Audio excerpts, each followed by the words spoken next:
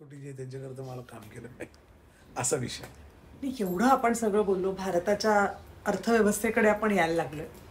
मुळात सर्वसामान्य भारतीयांना अर्थव्यवस्थेविषयी फार चिंता आहे असं चित्र कधीच आपल्याला दिसत नाही. जास्त लोक पाहिली आपण, एक एक काय म्हणतात त्याचा रेशिओ पाहिला तर. पण अर्थकारण आणि राजकारण हे सुद्धा एकमेकांमध्ये गुंतलेले विषय आहेत. तुम्ही या सगळ्याकडे कसं बघता?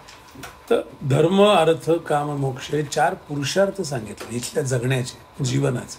इतकं त्याला इक्वल महत्व आहे. धर्मा इतकंच महत्व अर्थाला आहे, त्याच्या इतकंच मोक्षार्थ, इतकंच कामा एका पातळीवर आणलं आहे. तरी या देशामध्ये इतकी उदासीनता आहे. त्याचं पॅराडॉक्स आहे. ते म्हणजे ते मला भयंकर वाईट वाटतं की कसं काय लोक असं, त्यांना काही किंमत वाटत नाही. बरं, नंतर काय झालं? इंग्रजांच्या लुटीमुळे, त्याच्या आधीच्या आक्रमणांमुळे तरी माणसं आनंदी आहेत ना. अर्थकारण प्रबळ नसलं, अर्थकारणाचा सेन्स नसला तरी.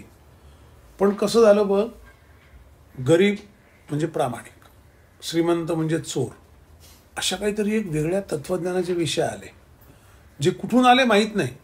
त्यामुळे अर्थकारण हा सगळ्यात आपल्या नसलेला, आपला काही संबंध नसलेला विषय. त्यामुळे अर्थ साक्षरता नाही. ही सारी गोष्ट आहे. इकॉनॉमिक्स शिकवलं कुठं जातं? BA मध्ये, bachelor of arts economics. Bachelor of art ही काय विंग आहे, ती काय शाखा आहे? त्यात नीती, तत्वज्ञान विषय शिकवले जातात. इकॉनॉमिक्स हे सायन्स ऑफ रिसोर्सेस. तुम्ही आर्टमध्ये शिकवता, BSc इकॉनॉमिक्स पाहिजे, BA इकॉनॉमिक्स, तिथून आणखीन एक बायफर्गेशन होतं. पण ते काय तत्वज्ञान, नीती काहीतरी, म्हणून लोकांना अर्थकारण काही कळत नाही असं म्हणतात. अर्थकारण हा इतका सामान्य आणि इतका सोपा विषय आहे. कधीतरी त्याच्यावर मी एकदा माझे 2-3 व्हिडिओ करणारच आहे. पण सगळ्यात मोठी इकॉनॉमिक्स असते घरातली आई. कारण ती आयुष्यभर घरात उपलब्ध असलेली संसाधनं, रिसोर्सेस आणि गरजा, नीड याचा मेळ घालत आयुष्य काढते. मोठ्या मुलाची पुस्तकं छोट्या मुलाला, कपडे छोट्या मुलाला, ते करत करत ती संसाधनं लिमिटेड असल्यामुळे गरजा मर्यादित होणार नाही याची आयुष्यभर काळजी घेते. तेच इकॉनॉमिक्सने करायचं आहे. देशाच्या अर्थमंत्र्याचं तेवढंच काम आहे. तो लॉयर असायची गरज नाही. मी अनेक ठिकाणी बोललेलो आहे. मला नेहमी असं वाटतं की आपण अर्थकारण इतकं कॉम्प्लिकेट करून ठेवलं आहे. अतिशय सोपं आहे. Demand supply. काय आहे डिमांड? डिमांड इज, मुद्दाहून थोडं सांगतो म्हणजे तुमच्या लक्षात येईल. डिमांड इज नीड, गरज, प्लस क्रयशक्ती म्हणजे पॅरिटी. म्हणजे माझी गरज आणि माझी ती गरज भागवण्याची करता पैसे खर्च करण्याची अवकात, क्षमता. आता गरज 140 कोटी लोकांना सारख्या गरज आहेत. सगळ्यांना चांगल्या ठिकाणी राहायचं आहे, चांगल्या हॉटेलात जेवायचं आहे, चांगल्या शाळेत मुलांना पाठवायचं आहे, चांगले कपडे घालायचे आहेत, व्यवस्थित राहायचं. सगळ्यांच्या गरजा सारख्या आहेत. फक्त 52 कोटी लोक ती गरज भागवू शकतात. त्यांच्याकडे ती गरज भागवण्याकरता लागणारी क्रयशक्ती आहे, पॅरिटी ज्याला म्हणतात, परचेस पॅरिटी, तेवढी. त्यामुळे काय होतं, तुमची डोमेस्टिक डिमांडच तयार होत नाही. 140 कोटी लोकांच्या गरजा भागवण्याची 140 कोटी लोकांकडे क्रयशक्ती असती तर डोमेस्टिक मागणी, डिमांड कितीतरी वाढली असती. पुरवठ्यावर बोलूया नको, पुरवठा वेगळाच विषय. त्यामुळे अर्थकारणाबद्दलची उदासीनता, अर्थ निरक्षरता, साक्षरता नसणं हा या देशात राजकारणाने अर्थकारणावर केलेल्या जी मात आहे त्याचं प्रमुख कारण आहे. लोकांना बजेट कळत नाही. काय आहे बजेट? किती सोपं आहे. आपल्या घरातलं बजेट काय असतं? माझं उत्पन्न असतं, त्याच्यावर मी खर्च करतो. मला कार घ्यायची असेल तर असं म्हणतो की माझं उत्पन्न 1 लाख रुपये, कार तर काही येत नाही, मग मी कर्ज काढतो. म्हणजे माझ्या खर्चाकरता लागणारी रक्कम जर माझ्याकडे उत्पन्नातनं येत नसेल तर तो माझा ते कर्ज काढतो ना, तो डेफिसिट असतो. देशाच्या अर्थमंत्र्याला एक्झॅक्टली उलटी सवलत आहे. म्हणजे काय? तो एक्सपेन्सचा प्लॅन बनवतो आणि त्याच्याकरता त्याला घटनेने दिलेला अधिकार आहे राईट टू लेव्ही. लेव्ही म्हणजे कर. नाही, तो काय करतो, 100 रुपयाचा प्लॅन बनवतो. 100 रुपयाचा असा असा खर्च मी यावर्षी करणार आणि ते 100 रुपये असे असे असे असे येतील. म्हणून रुपया असा जाईल आणि असा येईल असं बजेट दिवशी पेपरात येतं ना, की तो कुठून येणार आहे कुठे जाणार आहे. पण तो जर उद्या मला सांगितलं घरात की तू खर्च आधी तयार कर, त्याप्रमाणे तुझं उत्पन्न द्यायची व्यवस्था करू, तर डेफिसिट कधी येईल का? मी देशाच्या अर्थमंत्र्यांना हा प्रश्न विचारला होता. नाव नाही घेणार, पण देशाचे अर्थमंत्री होते. मोठी मोठी मीटिंग होती दिल्लीला. मी म्हटलं मला सांगा, जेव्हा तुम्हाला खर्चावर आधारित उत्पन्न उभं करण्याची व्यवस्था आहे, लीगल व्यवस्था आहे, घटनादत्त व्यवस्था आहे, तुमचं बजेट डेफिसिटमध्ये कसं काय असतो? फिस्कल डेफिसिट म्हणजे उत्पन्नावर खर्च असेल तर मला इच्छा असणार, माझी इच्छा होणार, मला अनेक गोष्टी कराव्या लागणार, त्यावेळी जास्त खर्च करणार. पण खर्च तुम्ही सगळा फिक्स केला, एवढा एवढे खर्च करायचे आणि एवढे एवढे पैसे असे येतील, त्याप्रमाणे तुम्ही टॅक्स लावले. तर बेसिक कारण काय? टॅक्स लोक भरत नाहीत आणि खर्चही होत नाही. मी 62 वर्षांचे बजेट वाचले भारताचे. आपलं शेवटचं नॉन डेफिसिट सरप्लस बजेट होतं सी.डी. देशमुखांचं 1956 साली. बापरे. त्यानंतर सगळे बजेट डेफिसिटमध्ये आहेत. म्हणजे रेव्हेन्यू गोळा झाला नाही आणि खर्चही सगळे झाले नाहीत. आत्तापर्यंत 3 कोटी लोक फक्त टॅक्स भरत होते, आत्ता ते 10 कोटीवर गेलेत. कारण करांचा जंजाळ असा करून ठेवला की लोकांना चुकवायलाच भाग पडतं. तुला इथून जर उद्या जायचं असेल दादर एअरपोर्टला आणि 100 हार्डल रस्त्यात उभे करून ठेवले, तर तू काहीतरी कुठेतरी एक असा मार्ग शोधशील ज्यात मला कमीत कमी त्रास होईल. इतके टॅक्सेस लावले की ते लोक म्हणतात चुकवलेले बरे. बरं, काळी संपत्ती किंवा जो काळा पैसा आहे तो काय फक्त राजकारणी ब्युरोक्रॅट निर्माण करता असं नाही. आपण दुकानात गेलो, एखादी वस्तू विकत घेतली, त्यांनी सांगितलं बिल देतो, GST लागेल, आपण तो बिल देऊ नको. आपण देशाच्या तिजोरीवर दरोडाच टाकत असतो, कारण देशाचं उत्पन्न आपण बुडवलेलं असतं टॅक्सच्या रूपाने. म्हणून त्यांना वेगवेगळे टॅक्स लावावं लागतं. परत कुठेतरी चोर पकडायचा म्हणजे सारखी नाकाबंदी करायला लागते. कुठेतरी हा तरी टॅक्स देईल, तो तरी देईल, कुठेतरी सापडेल आणि टॅक्स घेऊ आपण. हा चॅलेंज म्हणून बसतो, कारण अप्रोचच चुकीचा आहे. बरं, आपल्याकडे काय चाणक्य होऊन गेले? आपल्याकडचा गोंधळ तोच आहे. तत्वज्ञान, नॉलेज व्यवस्थित इम्प्लिमेंट काय करता येत नाही आपल्याला. चाणक्य काय म्हणायचा? कसा पाहिजे कर? तो म्हणता मधमाशी फुलावर बसते, मध घेते फुलातला, उडून जाते, दुसऱ्या फुलावर बसते. तिच्या पायांना लागून जे पराग असतात, परागकण, ते या फुलावरून त्या फुलात जातात. पराग सिंचन होतं, म्हणजे आणखीन फुलं वाढण्याची शक्यता निर्माण होतात आणि शिवाय मध मधमाशीला मिळतो. ती एवढाच मध घेते ज्यात तिची एक थेंबाची भूक भागेल, तिच्या पोळ्यात जमा करू शकेल आणि फुलही जिवंत राहील. तेवढंच मध जे पराग सिंचनाला आवश्यक असेल. त्याच्याकरता मध गोळा करताना दुसरं पण काम झालं पाहिजे पराग सिंचनाचं, आणि शिवाय फुल मरता कामा नये, सगळं शोषून घ्यायचं नाही. तशी टॅक्स सिस्टीम असे चाणक्य म्हणतो. म्हणजे तुलसी रामायणामध्ये एक प्रसंग आहे. राम वनवासाला निघाले, ते लक्ष्मणाला भरत होता, भरताला राम लक्ष्मण निघाले, तर रामाने सांगितलं भरताला, हे बघ ही शरयू नदी आहे, हे सगळं आहे, लोकांना काय म्हणे कर कमी ठेव राज्याचा. म्हणजे कसं निसर्गात असतं की शरयू नदी इथे दुसरीकडे तर नाही आहे, पण शरयू नदीचं पाण्याचं बाष्प तयार होतं, ते वर जातं आणि पाऊस सगळीकडे पडतो.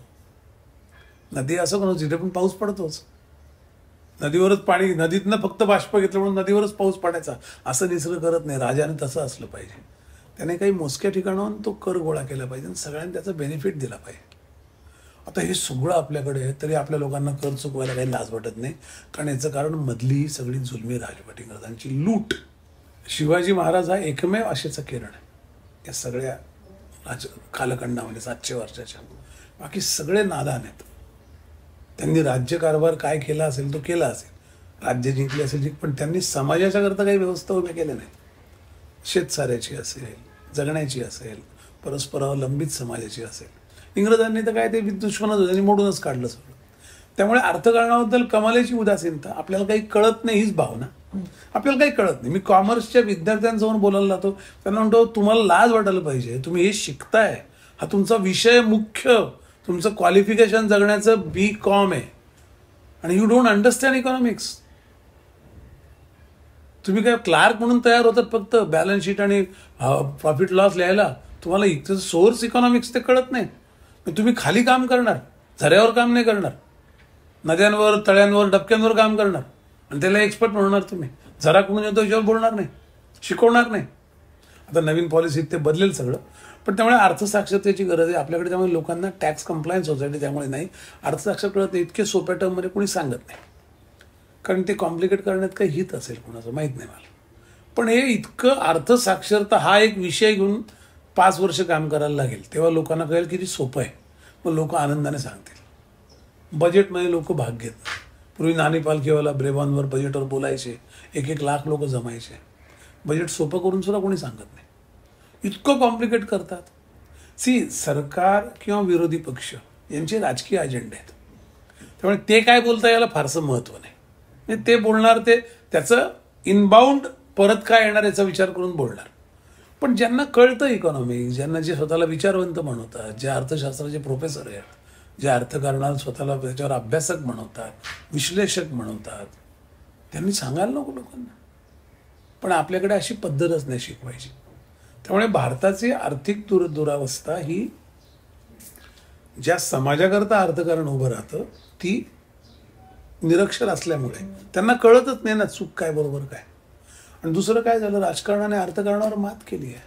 एखाद्या शरीरातला एखादा हातच जर मोठा झाला ना, असं जाड जूड मजबूत एकच हात झाला फक्त, बाकी शरीर सगळं आक्रसून जाईल. तसं या देशात राजकारणाचं एकच अवयव राजकारण इतका मोठा झाला आहे की बाकी सगळे महत्त्वाचे ऑर्गन वाढच होत नाही, तोच सगळं शोषून घेतो. आणि राजकारणाचा नेहमी असा गोंधळ आहे ज्याचा अर्थकारणावर परिणाम झाला आहे. राजकारणामध्ये 2 प्रकारचे लोक आहेत, पक्ष कुठलाही असो. एक पॉलिटिकल आंतरप्रेनर आहेत, जे राजकारण या विषयाचा उत्पन्नाकरता उपयोग करतात. मग ते अनेक इंडस्ट्रीत भागीदार आहेत, त्यांनी कारखाने काढलेले आहेत. त्यांनीच कशाला कारखाने काढले पाहिजे? तुम्ही राजकारण करा ना, तुमचा प्रोफेशनमध्ये काम करा. पण राजकारणाचं प्रोफेशन कारखाना काढणंही झालं आहे, राजकारणाचं प्रोफेशन इंडस्ट्रीमध्ये इन्व्हेस्टमेंट करणं झालं आहे, राजकारणाचं प्रोफेशन रिअल इस्टेटमध्ये इन्व्हेस्टमेंट करणं झालं आहे. सो दे आर पॉलिटिकल आंतरप्रेनर, कारण त्यांच्याकडे तेवढ्या पैशाचा स्रोत आहे कुठून तरी येणार. ते इन्व्हेस्ट करत चालले आहेत. म्हणजे तेच राजकारणी आहेत जे पॉलिसी ठरवतात आणि तेच आहेत ज्यांना त्यांना सवलती देतात. म्हणजे हा कॉन्फ्लिक्ट ऑफ इंटरेस्ट यावर कोणी चॅलेंज कसं करत नाही मला कळत नाही. एकाही उद्योग क्षेत्रामध्ये राजकारणी असता कामा नये, कारण तो पॉलिसी ठरवतोय, तो नेहमी सवलतीच देणार. म्हणजे तुम्ही असं कसं, जो कायदा पाळेल आणि जो कायदा करेल तो एकच, असं कुठे असतं का हो? आणि हे जगभर पण आहे, पण भारतात जास्त आहे. त्यामुळे पॉलिटिकल आंतरप्रेनरने एक मोठा समाज व्यापलेला आहे. त्यांच्या कारखान्या, सोसायट्या, विविध प्रकारच्या पतसंस्था, छोटे छोटे उद्योग, छोटी SME, छोटे इंडस्ट्री, एखादे ट्रान्सपोर्ट बिझनेस, रिअल इस्टेट, ऑटोमोबाईलमध्ये सगळीकडे ती लोक पसरली इन्व्हेस्टमेंट घेऊन, त्यांच्याकडचा पैसा घेऊन, ते आणि नोकरशाह. आणि दुसरी जी लाईन आहे ती ज्यांच्याकडे काही मिळालं त्यांनी संघटना काढल्या आहेत आणि त्यांनी एक खंडणीखोर व्यवस्था उभी केली की यांच्याकडून काही करून घ्यायचं तर आमच्याकडे या, आम्ही तुमचे एजंट आहोत. म्हणजे एक एजंट पद्धतीची व्यवस्था उभी आहे संघटनांच्या निमित्ताने. ते नाक्यावर सगळ्या ठिकाणी गावागावात छोट्या मोठ्या ते उभे असतात. ते यांच्याकडून तुमच्यावर काय अन्याय होईल ते आम्हाला द्या. मर्सिडीज बेंज पुण्याला येते का, मग चाकणमधला एखादा अशा संघटनेचा माणूस जातो, आमचे लोक कामावर घ्या तर तुमची कंपनी चालेल.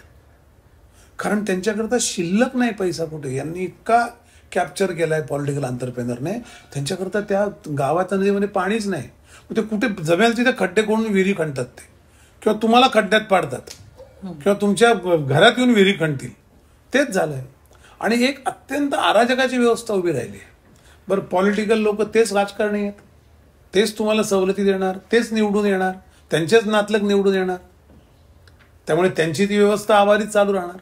आणि बाकी समाज इतका, आता याच्यातला जो उत्पन्न असलेला समाज आहे, मध्यमवर्गीय, निम्न मध्यमवर्गीय, उच्च मध्यमवर्गीय, ते म्हणतात आपल्याला काय करायचं, मला काय त्याचं, मी आणि माझं, मला 2 वेळा जेवायला मिळतं, मी कष्ट करतो, मी आता मरो काही करू.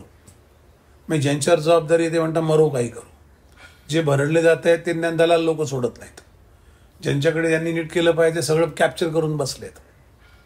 आणि जे बाकीचे लोक आहेत ते असाही आहेत, ते आजचा दिवस ढकलायला बघतात. आणि या व्यवस्थेमध्ये म्हणजे मला नेहमी असं वाटतं ना की उठाव कसे होत नाहीत, लोक पेटत कसे नाहीत. कारण पेटण्याकरता पण काहीतरी उद्याची आशा लागते ना. तसंही काही दिसत नाही ना. इंडिया अगेन्स्ट करप्शनचं आंदोलन कोणतरी उभा राहतो, तोच पुढारी होऊन जातो, मग तोच लुटायला लागतो, मग त्याच्याविरुद्ध आरोप सुरू होतो. म्हणजे हे काय आहे? सगळ्या बाबतीत राजकारण कशाला पाहिजे? उद्योगांनी उद्योगाची कामं करावी, राजकारणाने राजकारणाची कामं करावी. शरीरातले ऑर्गन काय, उद्या हार्ट थोडीच म्हणतं की आता जरा मी हवा देतो, ऑक्सिजन देतो, फुफ्फुस जाऊ द्या, मरू द्या, असं करून तुम्ही रोगटच कराल ना, सगळं बंद पाडाल, सगळी सिस्टीम परस्पर अवलंबित. ते झालंय. आणि अर्थकारणावर राजकारणाने मात केली हे दुर्दैव आहे. आणि त्याला कारण दोन: एक तर लोकांना न कळणं, अर्थनिरक्षरता, आणि ज्यांच्यावर जबाबदारी आहे, जे विचारवंत आहेत, जे शिकलेले आहेत, साक्षर आहेत, जे थोडेफार सुदृढ आहेत, अवस्थेत परिस्थितीने बरे आहेत, त्यांची उदासीनता. मध्यम वर्ग वेगळा असतो. मध्यम वर्ग बघा, स्वातंत्र्याच्या पूर्वीपासून सगळे मध्यम वर्गातले लीडर आहेत. त्यांच्यावर नेतृत्वाची जबाबदारी होती. ते उदास झाल्यामुळे या पॉलिटिकल अंतरप्रेनरच्या फौजेचं फावलं आहे. त्यांनी आपले अनेक सुभेदार तयार केले. सुभेदारांच्या थ्रू राज्य करतात ते. म्हणजे एक नेता त्यांचा सर्वोच्च कुठेतरी फार तत्वज्ञानाच्या गोष्टी बोलतो, बाकी लुटालूट सुरू असते. आपल्याला याच्याबद्दल काही वाटत नसेल तर पंचायत आहे. म्हणजे बाकी भाषणांना काय अर्थ आहे? मग बंपकपणा आहे ना. तुम्ही ज्या गोष्टी बोलता आहात त्या गोष्टींना अर्थ काय? असं सगळं आपलं आत्ताचं या महाराष्ट्राचं पद्धती चित्र आहे. देशाचं असं ते काही फार वेगळं नाही.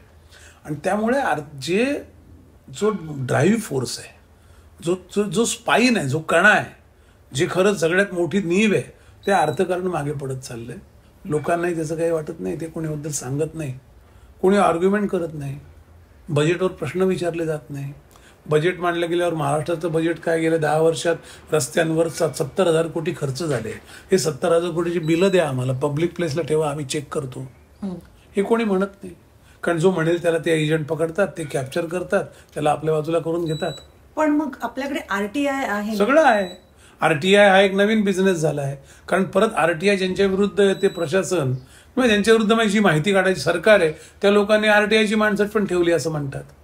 आरटीआय म्हणजे कळलं नाही. म्हणजे आरटीआयचं कसं 10 रुपयाच्या याच्यावर तुम्ही काही माहिती विचारू शकतात. तर ती माहिती विचारणारी काही माणसांचे मृत्यू पण झाले आहेत. आणि ती माहिती विचारणारी माणसं आपलीच ठेवली आहेत. त्यामुळे ते प्रश्नांना उत्तर द्यायची जबाबदारी ते प्रश्न स्कीम काढायची, त्याचा आरटीआय मी टाकायचं, तुमचीच असे साठेलोटी झाली आहेत. काही आरटीआयचे कार्यकर्ते करतात ना, त्यातनं काहीतरी येतं, मग त्याचं PIL होतं. आता कोर्टाकडेच 12-12 वर्षाचं पेंडिंग आहे. म्हणजे सगळी व्यवस्था ही अशी कोलॅप्स व्हायला आहे. आणि याची सगळ्यात मोठी जबाबदारी मी मध्यम वर्गावर टाकतो. ज्यांना तुमच्या आमच्यासारख्यांचे कळतं, आपण उभं राहिलं पाहिजे. आपण का नाही विचारू शकत आपल्या वॉर्डातल्या नगरसेवकाला तिकीट मागायला आल्यावर की तू बाबा 5 वर्ष नगरसेवक होता, याचं काय केलं या रस्त्याचं? ते काय काय तू खर्च केले, किती स्टँडिंग कमिटीमध्ये आले सांग बरं, याचे प्रपोजल तू किती टाकले, किती पैसे या रस्त्यांवर खर्च आले 5 वर्षात, हा हिशोब माझ्या वॉर्डाचा दे, तर मत मागायला ये. एवढंही आपण बोलू शकत नाही. इतके कणाहीन माणसं. कारण आपल्याला ते कळत नाही, त्याचं अर्थकारण कळत नाही. अर्थकारण कळलं ना की माणूस सजग असतो. जसं रोग कळलेला डॉक्टरच निदान करू शकतो ना, औषध देऊ शकतो ना. आंधळा डॉक्टर कुठे इकडे शॉट मार, तिकडे इंजेक्शन दे, तो काहीतरी टाइमपास करतो. कारण त्याला बेसिकच ज्ञान नाही रोगाचं, त्याला अॅनाटॉमीच कळत नाही. तसं अर्थकारण सामान्य माणसाला कळणं, आणि म्हणून ते न कळणं पण फायद्याचं आहे. एका समाजासाठी ज्यांना राजकारण, ज्यांना त्याच्यावर सत्ता गाजवायची, त्याला तुम्ही हुशार असणं चालतच नाही.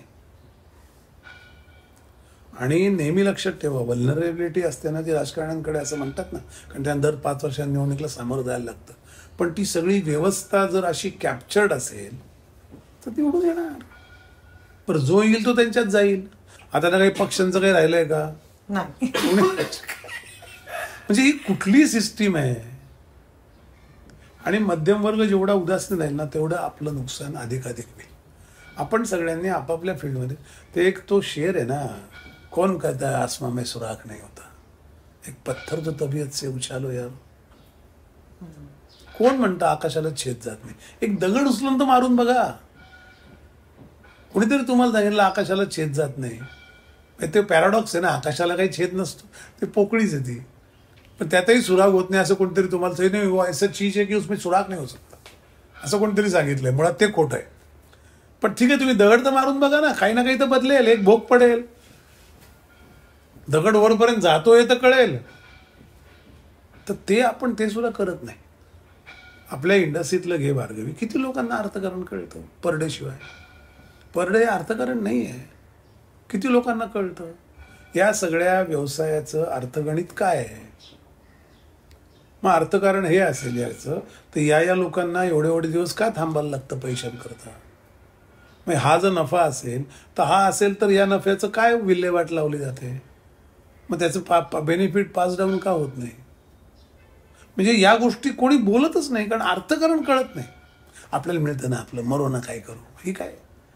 दिस is the most coward approach toward the society and that will kill this society. There is no future because there is nobody who can look after future. आणि ज्याच्यावर जबाबदारी ते काही करत नाहीत. करून बघा ना, एकदा रस्त्यावर उभे राहा, आपले 10 सुशिक्षित लोक घ्या, एक रस्ता, एक वॉर्ड घ्या, सगळ्या उभ्या रस्त्यावर उभे राहून विचारा की काय झालं बाबा, याचं मला बजेट द्या 5 वर्षाचं, तर माझ्याकडे मतं मागायला या. सांगा यांच्याकडून हे घेतल्याशिवाय मतं देऊ नका. ते व्हल्नरेबल याची जाणीव करून द्या, सगळं ठीक होईल. पण तुम्हाला उभं राहायला लागेल.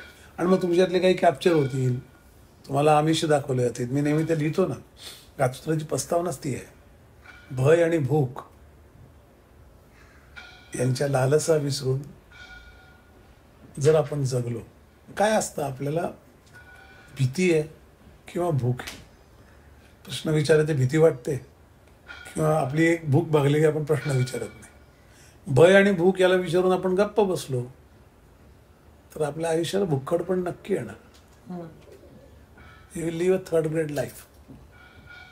कारण तुम्हाला याला बळी पडून भूमिकाच घेत नाही आपण. भय आणि भुकेमुळे आपल्या भूमिका बोथट होतात. आणि मग सगळ्यांना सर्वंकष भुक्कड पण येतं सगळ्यांना. दरवेळेला कोणतरी नेता असेल तर आपण काम करू, असं कसं आपण इंडिव्हिज्युअल करूच शकतो ना. म्हणजे भीती येते काय की मला विचारलं तर मला मारतील, माझं नुकसान होतील, मला इकडून, अरे काय होणार आहे. पण कोणी विचारायचं नाही असं कसं चालेल. तुमच्या घरात घुशी उंदरं झाले, ठिकठिकाणी डेकट झाले आहेत, ठिकठिकाणी घरामध्ये किड्यांचे होत आहेत, आणि तुम्ही उगीच ते मी बोललं तर मग कोणाला तरी राग येईल म्हणून बोलायचं नाही, याला काय अर्थ आहे. आणि असे विषय मग वाढत जातात. म्हणजे मला काही वेळेला असं होतं ना की लोक ते फार प्रश्न विचारतात, अरे मग हे चांगलं का वाईट. मी तुम्हाला काही दिवसांनी मी आंघोळ केली तरी राग येईल. म्हणजे ह्याला काय अर्थ आहे. तुम्ही काही वाटेल ते संकोच करतायत माझा म्हणजे माझा नाही, कोणाचं ज्याचा असेल. त्यामुळे हे मीडियम आहे ना, हे अशा करता वापरलं पाहिजे. सोशल मीडियाने काय केलंय precisely, they have demolish the existentialism of traditional media. वर्तमानपत्र आणि इलेक्ट्रॉनिक मीडियाची त्यांनी दादागिरी संपून टाकली. सोशल मीडियातले काही लोकांचे यूट्यूब चॅनलचं काढले, त्यांचे टोटल जे व्ह्युअर आहेत ते महाराष्ट्रातल्या सगळ्या वृत्तपत्राची टोटल खपापेक्षा जास्त आहेत. हो. ते एकाच विषयावर बोलतात, वृत्तपत्र सगळ्या विषयावर, तरी सुद्धा. म्हणजे सोशल मीडिया हा पॉवरफुली वापरायची गोष्ट, ते आपण वापरला पाहिजे आणि त्यांना आन्सरेबल केलं पाहिजे ना. आपण काय कोणाला शिव्या देत नाही. बरं, मी तुम्हाला विचारणं की हा माझा जन्मदत्त हक्क पण आहे, मला घटनेने दिलेला आहे, त्याला कलम याचा सपोर्ट करायला, की हे काय झालं बाबा, याचं कुठे गेले आमचं सगळं, आम्ही जे पैसे भरले ते. म्हणजे मी आयुष्यभर टॅक्स भरतो, मी टोल भरतो, मी सेस भरतो, मी कोविड सेस भरतो, मी एखाद्या काही लाट आली रोगाची त्याच्यावरचा सेस भरतो, मी स्टॅम्पवर पैसे, मी सगळीकडे पैसे देतो, सरकारचे जे पैसे आहेत ते. आणि माझ्या मुलाला मेडिकलला जायचं असतं, ॲडमिशन हवी असते, मी 2 कोटी रुपये कुठून द्यायचे डोनेशन. हे मागणारे कोण आणि हे का मागतात. तुम्ही माझ्या दिलेल्या पैशातून अशी व्यवस्था उभी करू शकत नाही की गुणवत्तेवर ॲडमिशन मिळतील किंवा काय जे असतील तुमचे नियम त्यामुळे मिळतील, पण अंडर टेबल डोनेशन घेऊन कॅशमध्ये ॲडमिशन देतो, ही व्यवस्था कोणी उभी केली. याची प्रश्न विचारणं हा गुन्हा आहे. मग तो माणूस काय करतो, जसं मी अमेरिकेतनं नेहमी यायचो ना, परदेशातनं खूप वेळा भारतात 200-250 वेळा मी आलो असेल आत्तापर्यंत माझ्या आयुष्यात. प्रत्येक वेळेला लोक ते कस्टमला ते काय, आपण काही न्यायचं नाही, माझ्याकडे कागद आहे, काय काय आणायला अलाउड आहे, तो बॅगला लावलेलं आहे असं, ते अलाउड आहे, सरकारचं कागद आहे. त्यातलं काही आणलं असेल त्याने कोणी कस्टम काही तू विचारू शकत नाही, ते निष्कारण अडवू शकत नाही. पण तुम्ही थांबाल तर खरी ना, भूमिका तर घ्याल. मी असे लोक पाहिले आहेत की जे आणतात, काही वस्तू आणत असतील नसतील, ते आले की ते काहीतरी पैसे देतात, निघून जातात. अरे तुम्हीच सवय लावतात, तुम्हीच थुंकतात आणि तुम्ही सांगतात घाणे देश. तुम्ही सांगा ना, उघडा बॅग सर, काही नाही, उघडा, वेळ आहे, सगळं चेक करा, उभे राहा, बघा काय अनुभव येतो. 10 मिनिटं बाहेर यायला लेट होतो. पण बाहेर तुमची काय डोळ्याची देवळं करून जे वाट बघतायत ते काही 10 मिनिटात म्हातारे होत नाहीत. पण कोण काय वाट बघून काय, म्हणून मी वाईट सिस्टीम चालू करायची, लोकांना वाट बघायला लावायचं नाही, हा काय धंदा आहे. हे किती विसंगत आहेत सर. त्यामुळे भारताच्या अर्थव्यवस्थेकरता मूलभूत विचार करायला लागेल. लोकांना अर्थसाक्षर करावं लागेल. माझा अर्थ मला कळला पाहिजे. बजेटचा मुळात अर्थ कळला पाहिजे. नागरिक म्हणून बजेटचे हक्क काय कळले पाहिजे. बजेटवर पिटिशन्स करता आले पाहिजे. बजेटमध्ये ही तरतूद कोणाला विचारून केली विचारता आलं पाहिजे. या तरतुदींचा पाठपुरावा काय केला हे बोलता आलं पाहिजे. याचे सामाजिक प्रेशर ग्रुप तयार झाले पाहिजेत. दबावगट उभे राहिले पाहिजे. फोरम उभे राहिले पाहिजेत. आणि हे असतं परदेशात. जे देश जागृत आहे. तो पिक्चर नाही का एरिन ब्रोकोविच ना, एरिन ब्रोकोविच, जुलिया रॉबर्ट्स, ती काय कुठल्या एका त्या न्यूक्लिअर असलेल्या त्याच्यावरती उभं राहते ना, उभी करते ना. आपण का नाही उभं करू शकत. आणि असे लोक असतात दबाव. जपानमध्ये आहेत, युरोपातल्या काही देशात आहे, अमेरिकेतल्या काही भागात आहे, सगळीकडे नसतील. पण असं दबावगट असलेच पाहिजे ना. आणि कसं असतं लक्षात ठेवा, राजकारणी घाबरत. तुम्ही तो केनेडी पाहिला का, JFK पिक्चर पाहिलाय? त्याच्यामध्ये शेवटी तो त्याला भेटतो FBI माणूस एक कोलविन कोस्टरला. तो लिंकन मेमोरियल ते त्या खाली पाण्यापर्यंत त्याला छत्रीमध्ये घेऊन जातो. तो त्याला सांगतो की तुला हे सगळं तू काय करतोय, केनेडीच्या खून झालाय, त्याचा जो काही शोध घेतोय, तो म्हणला एकटा करू नकोस, पब्लिकमध्ये जा. Politicians are only scared of one thing, पब्लिकमध्ये जा. लोकांचा विषय करा. तुझ्यापुरतं इंडिव्हिज्युअल फाईट, हिरोइझम करू नको. लोक तुलाच मानतील, लोक तुलाच क्रेडिट देतील, लोक म्हणतील तूच शोधून काढलं. पण त्यांचा विषय कर. त्यांना हे घाबरतं, रांगेत उभं राहतील त्याच्यासमोर. लोकांपर्यंत नेला पाहिजे. आता हळूहळू चर्चा होऊन सोशल मीडियात लोक बोलतात. आता आपलं YouTube चॅनल लोक ऐकतील, बोलतील. 500, 1000, 2000, लाख, 50 का 1000 काय, याचं एक रेग्युलर आपल्यालाही तसं सर्कल करता आलं पाहिजे. की तुम्हाला हे पटलं, आवडलं का, याच्यावर सांगा. तुम्ही कुठल्या गावात आहात, त्या गावाचे काही फोरम तयार करा. आपल्या YouTube चॅनलच्या नावाने फोरम होऊ शकतात. लोकल माणसं उभी राहतील नेतृत्व म्हणून. त्यांना म्हणा तुम्ही हे प्रश्न दसायला लावा. मग ही एक कम्प्लीट सोशल मुवमेंट होते. इंडिव्हिज्युअलिझम जो आहे ना आपल्याकडे खूप जास्त आहे प्रसिद्धीच्या बाबतीत. मला पिक्चर मिळाला तर मी तुला सांगत नाही की हा पिक्चरचं एक कास्टिंग चालू आहे, जा म्हणून. पण मला वाटतं तू एवढे माझ्याजवळ जाणार आहे. इतकं इंडिव्हिज्युअलिझम आहे. अमेरिकन इंडिव्हिज्युअलिझम नाही, आपण इंडिव्हिज्युअल आहोत. आपणच बोका, आपलाच लोण्याचा गोळा, आपणच हे हा गोष्ट याच्यामुळे माती आहे सगळी. पण मग आता एवढी वर्ष तुम्ही म्हणालात की तुम्ही 65 बजेट्स वाचली आहेत, तर आपलं अर्थकारण आता बदलतही चाललंय. म्हणजे व्यवस्था बदलतीये, पॉलिसीज बदलत आहेत. मग हे सगळं थोडं पॉझिटिव्ह आहे का? पॉझिटिव्ह, खूप पॉझिटिव्ह. सी कसं आहे, ब्रिटिशकालीन कायदे म्हणजे मला माझं काय होतं, या पक्ष तो पक्ष असा विषय नाही. पण तुम्ही चॅलेंज तर कराल की नाही देशांच्या गरजा बघून. ते यांनी केलं ना 9 वर्षात. दे चॅलेंज लॉट ऑफ थिंग्स. त्यांनी हे कायदे रद्द केले. त्यांनी सांगितलं 3.5% फिस्कल डेफिसिट. हा कुठे रूल काढला? आम्ही 10% डेफिसिट करू फिस्कल डेफिसिट, पण आम्ही लोकांना देऊ काय ते, आम्ही इन्फ्रास्ट्रक्चर उभं करू. 91 साली ओपन केला देश आपण. का इंडस्ट्री आली नाही? का चायनाकडे गेली? ITच का बरं आलं फक्त? कारण रस्ते नाही, वीज नाही, पाणी नाही. इन्फ्रास्ट्रक्चर कोणी द्यायचं? 9 वर्ष इन्फ्रास्ट्रक्चर घडतंय. तुम्हाला एखादी गोष्ट आणता आत्ता नक्कीच पॉझिटिव्ह आहे. आपण जगात आपल्याला जो आत्ता सन्मान येतो यापूर्वी कधीच नव्हता. मी असं कधीही म्हणत नाही की नेहरू चुकीचे, हे बरोबर. हे आपलं म्हणायची लायकी नाही कोणाची, माही तर नाही. I am nobody to comment on them, but I can say one thing very clearly की when everybody had a chance, nobody could challenge for betterment of people that this government is challenging. आणि तेही राजकारणात आहेत, त्यांचेही पाय मातीचे आहेत, त्यांनाही काही गोष्टी करायला लागणार, त्यांना परत निवडून यायचं आहे. पण that dozen overall greater good करतात चालतं ना सरकार. गुड अँड बॅड असं काही नसतं. ग्रेटर गुड पाहायला लागतं ना. ग्रेटर गुडमध्ये त्यांनी हे बदललं ना, काही 1000 कायदे रद्द केले, बँकरप्सी कोड आणले, अनेक गोष्टी घडल्या इंडस्ट्री करता. साधी गोष्ट घडली ना, तुम्ही विद्यार्थ्यांना अटेस्टेशन करायला लावतात. तुम्ही अख्खी फौज उभी केली होती मॅजिस्ट्रेटची, जे ट्रू कॉपीवर सह्या शिक्के द्यायचे. ते सेल्फ अटेस्टेशन केलं ना. ते म्हणलं अविश्वास कसं काय बेस असू शकतो?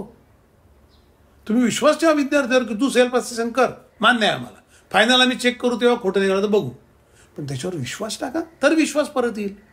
साऱ्या गोष्टी बदलल्या. कोणाला नाही सांगितलं होतं यांना, कोणाला आधीच्या लोकांना कोणी सांगितलं तर आधी लोकांना टॉयलेट बांधू नका असं? कोण थांबवलं होतं? म्हणजे आपण करायचं नाही आणि जे करतात त्यांना शिव्या द्यायच्या, कारण माझं राजकारण तेव्हा नुकसान करतं, या वृत्तीला काहीच अर्थ नाही. जे लोक उलट्या सुलट्या टीका करतात त्यांनी काय पद्धतीने महानगरपालिका चालवली, काय पद्धतीने राज्य सरकार चालवली, त्याचं कोणी आन्सरेबल नाही करणार का असं वाटतं? करतील. त्यामुळे पॉझिटिव्ह घडतंय, मला हे मान्य आहे, राजकारण असणार आहे, राजकारणाला विरोध केलाच पाहिजे, पण you cannot keep blaming for everything ना. आता हे बडं बदललं याचं नोंद नको घ्यायला. तुमचं फॉरेन एक्सचेंज रिझर्व्ह 650 अब्जावर जाऊन पोचलं, तर तुम्हाला काही कौतुक वाटत नाही? रोज 44 किलोमीटरचा रस्ता बनवायचं कौतुक वाटत नाही? मी लेह लडाख आणि हिमालय सगळ्या 27 मोटरसायकलवर केले आहेत, 2012 पासून करतोय. सगळे पास झाले माझे 27. आत्ता तिथे रस्ते झालेले दिसतात 4 वर्षात. तुम्ही रस्ते बांधले नाही. तेजपूरहून तुम्हाला जायचं झुमलाला, म्हणजे नथुला जवळ, किंवा त्या काय ते नथुला जरा, किंवा ते झुमला म्हणून आहे आपल्या तवांगच्या पुढे अरुणाचलला, 12 तास लागतात 300 किलोमीटरला. रस्ता नाही बांधता आला तुम्हाला. तुम्ही केलं काहीच नाही. तुम्हाला तो एक 9 किलोमीटरचा आणि पूल बांधला ब्रह्मपुत्रीला, 2 दिवसाचा प्रवास वाचतो, इतका मोठा फेरा वाचला. हे करता नाही आलं.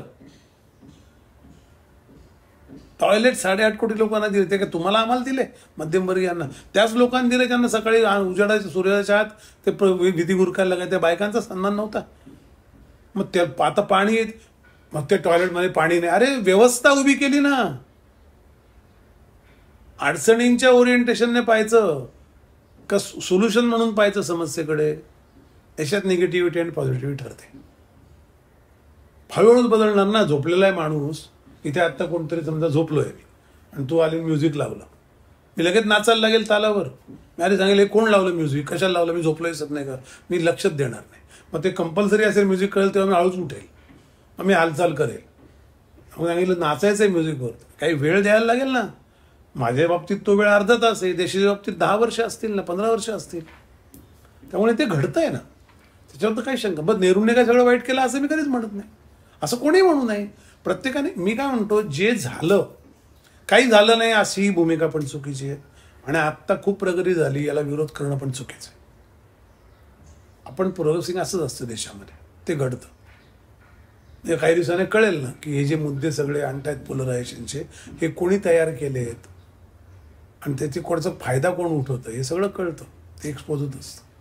पण म्हणून मला परत तिथे येतो, मी मध्यम वर्ग, त्यांच्यावर जबाबदार. त्यांनी, ज्यांना हे कळतं, ज्यांना आकलन करून घ्यायची क्षमता आहे, ज्यांच्याकडे वेळ आहे, सुखवस्तू आहे, सोयी आहेत, सवलती आहेत, त्याच्या पद्धतीने चौकट आहे कामाची, त्यांनी त्याच्यावर सांगितलं पाहिजे ना. त्यांनी त्याच्यात लोकांना सांगितलं पाहिजे. त्यामुळे अर्थव्यवस्था अतिशय चांगली. आता तर आपण आणखी चांगलं करू.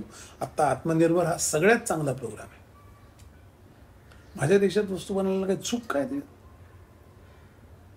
तुम्हाला नाही बनवायचं, इम्पोर्ट करायचं. जे हेल्मेट 750 रुपयाला आता सैनिक वापरतो, ते 12,000 रुपयाचं इम्पोर्ट करायचं. मी कशा करता? माझी बनवायची क्षमता नाही. राफेलच सांगतो इथे बनवायचं तर ऑर्डर देतो म्हणून. हे फ्रान्सला कोणी डिटेक्ट करू शकत होतं का 20 वर्षापूर्वी? आत्ता परिस्थिती बदलली. आपण काहीतरी त्या टेबलवर घेऊन बसलो, आपण ते वापरलं. पुढचे सगळे राफेल भारतात बनतील. मॅन्युफॅक्चरिंग नाही वाढणार भारतात. 70 कोटी फोन बनवलेत आपण, आयफोन. गंमत आहे. असं नाही आहे. जे झालं त्याचे तुम्ही नाकारता कसं? गडकरींनी रस्ते बनवले, नाकारता कसं तुम्ही? तुम्हाला आता कळतं ना, 2 तासात तुम्ही जातात कुठून कुठे, 2.5-3 तासात. किती आपल्या फील्डमध्ये लोकांचे कितीचे प्रयोग चुकलेले आहेत, पुण्याला पोचले नाही बोरघाटातून म्हणून. मग जे केलं ते चांगलं म्हणायचं नाही. हे जे आपल्याकडे, कारण राजकारणी सगळ्यात व्हल्नरेबल आहेत, ते पॉलिटिकल अंतरपेंदर आहे, त्यांच्या हिताला धक्के पोचा. तेच ना म्हटलं ना की सगळं माझ्या ताब्यात राहावं, हे जे सुरू झालं त्याला कुठेतरी धक्के पोचा. डायरेक्ट बेनिफिट ट्रान्सफर, 50 कोटी अकाउंट उघडले गेले, त्याचे किती आरडाओरडा करणार तुम्ही? अरे पण अकाउंट उघडायला नको, लोकांना प्रतिष्ठा नको. माझं बँकेत एक खातं आहे, एखाद्या गरीब माणसाला म्हणता यायला नको. त्याला जे सरकार पैसे देते डायरेक्ट खात्यात जायला नको. तिथे एजंट बसवायचे, जे 2,000 रुपयावर सही घेऊन 500 रुपये येतील. 70,000 कोटी रुपये वाचले आहेत लिकेज डायरेक्ट बेनिफिट ट्रान्सफरमुळे. मग याचा विचार नाही. हे अर्थकारण आहे. डिजिटल किती पटकन अडॉप्ट केलं आपण. गुगल पे, जीपे हे आपण UPI किती पटकन गेला देश. हा निरक्षर देश म्हणतो आपण. किती ओव्हरनाईट झालं. याचा अर्थ लोक वाट बघतायत त्या सुविधेची. तुम्ही त्यांना दिल्या नाहीत. दिल्यावर त्यांनी किती असं आधाशासारखं सगळं उचललं बघा. कुठे रस्त्यावर गेलो, नावायचं कुठेही गेलं तरी चांभाराकडे तर ते ठेवलेलं असतं QR code. You don't have to do any action. आणि जी करन्सी डिजिटल असते, जे ट्रान्झॅक्शन डिजिटल, त्याचा ट्रेस राहतो. कॅशचा ट्रेस राहत नाही. म्हणून बँकिंग इकॉनॉमी पाहिजे. आणि मग आता हे आपण वेगवेगळ्या देशांची आता आपली मैत्री पण दिसते, म्हणजे आर्थिक फ्रेंडशिप जी आहे त्याबद्दल तुम्हाला काय वाटतं? नाही, मला असं वाटतं आपण आपल्या आता पोझिशन निगोशिएट करायला सुरुवात केली. याआधी आपण त्या पोझिशनमध्ये नसू कदाचित, म्हणून नसेल केली. पण ती विजनही माल दिसली नव्हती कुठे जास्त होती असं. तिबेट आपण गमावला हे खरं आहे. आपण लडाखमधला अक्साई चीन गमावला हे खरं आहे. आपण परराष्ट्र व्यवहार जो आहे त्याच्याकडे नेहमी खालच्या दर्जाने लोकांची डील केलं. अरे आपला इक्वल दर्जा आहे. 140 कोटीचा देश आहे. आज आपण ते लोकांशी बोलतोय. आपले परराष्ट्र मंत्री चांगले आहेत, आपले पंतप्रधान, त्यांनी रिलेशनल पद्धतीने हँडल केलं ना. 80 दौरे केले आणि 200 दौरे केले, हिशोब मांडत बसतात. उपयोग कळतो का आज काय आहे त्याचा? तुम्ही अटॅक करतात पाकिस्तानच्या हद्दीत घुसून, तरी तुमच्या विरुद्ध जग जात नाही. पूर्वीच्या काळात एका सरकारने काय केलं तर जग निश्चय ठरावून आपल्यावर सगळे बंदी टाकायचे. याचं काही मिनिंग कळत नाही का? याचा तुमचा दबदबा तयार होतो याचा. त्याचे किती पुरावे मागतात तुम्ही. म्हणजे माझं पॉलिटिकल स्थान धोक्यात येईल म्हणून माझं देश सरकार घाणेरडं आहे असं म्हणण्याचं हे काय? म्हणजे घरात जर एखाद्या लहान मुलाला कोणी विचारत नसेल तर गल्लीच्या तोंडावर उभं राहायचं आणि आई वडिलांना शिव्या द्यायच्या, याचं काय म्हणणार तुम्ही? त्या दर्जाचं काम आहे. तुम्ही घरात बसून बोलूच शकता ना. तुम्ही बोला ना आई वडिलांशी की तुम्ही असं का वागताय माझ्याशी, मी लहान आहे म्हणून. गल्लीत जाऊन बोलायची काय गरज आहे? एवढंही भान नको तुम्हाला. That is very painful. त्यामुळे आत्ता आपण आपली पोझिशन निगोशिएट करायला लागलोय. त्याची प्रतिष्ठा आपल्याकडे आहे. आपण ते त्या दर्जाने निगोशिएट करतो. सगळ्यात यश मिळणार असं नाही. चायना याडा म्हणते त्यात काय सगळं मिळेल असं नाही. म्हणजे मला नेहमी असं वाटतं की काहीतरी ते चीनचे आक्रमण केलं, कोणीतरी बॉर्डर जाऊन पाहिली का यांच्यापैकी? मी मोठं, अरे कसलं तिथे काय, कुठली बॉर्डर आहे आखलेली? 1/3 लेक आपल्याकडे आहे पॅनगॉंग, 2/3 चायनाकडे. पाण्यावर काय भिंत बांधलेली आहे. तिथल्या लाटा सुद्धा इकडे येतात. म्हणजे तुमच्या हद्दीत लाटा आल्या. अरे ज्या बॉर्डर व्हल्नरेबल आहे तिथे लोक इकडे घुसून कसं, आणि त्यात नोईंग चायना ते करणार. तुम्ही आता त्याच्यावर ड्रोन बिन लावले, आता आपण त्याच्यावर ते निगराणी करतो. ऍटलीस्ट आपल्याला कुठे काय केलं ते कळतं. आधी कळतही नव्हतं. और ते कळलं असतं तर अक्साई चीन कशाला गेला असता आधी? अख्खा हायवे बांधला 4 लेनचा चीनने. ब्रिटिश M5 एजंटने आपल्याला येऊन सांगितलं पार्लमेंटमध्ये की तुमच्या इथे हायवे बांधलाय, तुमचा रस्ता आहे. दौलत बेग ओल्डी एअरपोर्ट इथपर्यंत गेलो आम्ही. असं वरती एअरपोर्ट 17,000 फुटावर, खाली अक्साई चीन आहे. अख्खा चीन घुसतो. शिंजियांग मधून अक्साई चीनपर्यंत जातो, रस्ता बांधतो. तुम्हाला माहित नाही. आता निदान आपल्याला हे रोज कळतं तरी ना. तुम्हाला असंच का बघायला लागेल ना प्रत्येक गोष्टीकडे. काही चुका होत असतील ना. म्हणजे असं काय कोण जगी सर्व सुखी असं कोण आहे, जगी सर्व दोषमुक्त असं कोण आहे? कोणीच नाही. That is natural. पण म्हणून काहीच घडत नाही असे गळे काढणं, सारखं त्याच्याबद्दल टीका करत राहणं आणि संवाद न करता बाहेर बदनामी करणं, this is very wrong. That will nobody will pardon that. या सगळ्या विषयावर तुमचं विघ्नविराम हे पुस्तक आहे, म्हणजे हू पेटेड माय मनी वाईटचं आपण भाषांतर आहे. त्या पुस्तकाबद्दल ते तुम्हाला या सगळ्या तुमच्या विचारांमधनं ते पुस्तक असं नाही, ते पुस्तक आलं, ते पुस्तक आलं तो एक योगायोग होता. हा, ते तो मला ऐकायचा आहे योगायोग. ते काय झालं, एक माझं बेळगावला व्याख्यान होतं. मला वाटतं 31 जानेवारी 2020 त्या इकॉनॉमीवर एक व्याख्यान होतं प्रबुद्ध भारतने ठेवलेलं. आणि त्या व्याख्यानाच्या वेळेला मला असं सांगितलं आलं की हे पुस्तक तुम्ही ट्रान्सलेट करा. सुब्रमण्यम स्वामींचे कोणतरी हे होते. तर मी म्हटलं व करू. आता काय असं पुस्तकं ट्रान्सलेट फोनवर कसे होते? मी वाचले नव्हतं, मला अय्यर माहिती नव्हती. मग नंतर काय झालं, माझं 3 फेब्रुवारीला ठाण्यामध्ये बजेटवर लेक्चर होतं आणि 5 फेब्रुवारीला मी अमेरिकेत गेलो. ठाण्यात लेक्चरच्या वेळेला मला काही पुस्तकं भेट दिली, ते देतात तसं. त्यात हू पेंटेड माय मनी वाईट होतं. मी म्हटलं हे पुस्तक साला आपला पाठलाग करत आहे. अमेरिकेत गेलो, त्या अय्यरांचा फोन आला की आप आ गए दीपक जी. म्हटलं कोण बोल रहा है? बोले अय्यर. म्हणजे व्हॉट्सअप कॉल आला, अय्यर बोल रहा हूँ. मला काही लगेच लक्ष येत नाही. मी गेलो तो माझ्या मुलीच्या डिलिव्हरी करता. ते म्हणले ते काहीतरी 11-12 तारीख होती त्यांनी दिलेली तिला. ते म्हणले मैं US में आपका मेरा बुक का आपको बोला ना, तो आपको बुक देना है, स्वामी जी ने बोला है, वो एक और सबनीस करके उन्होंने बोला है. बोला हाँ ठीक है, लेकिन अब मैं ज़रा बिजी हूँ, मैं मुलीचं याच्याकरता आलो आहे, तो कब मिलेंगे आप मुझे बता, हम आके बुक दे देंगे.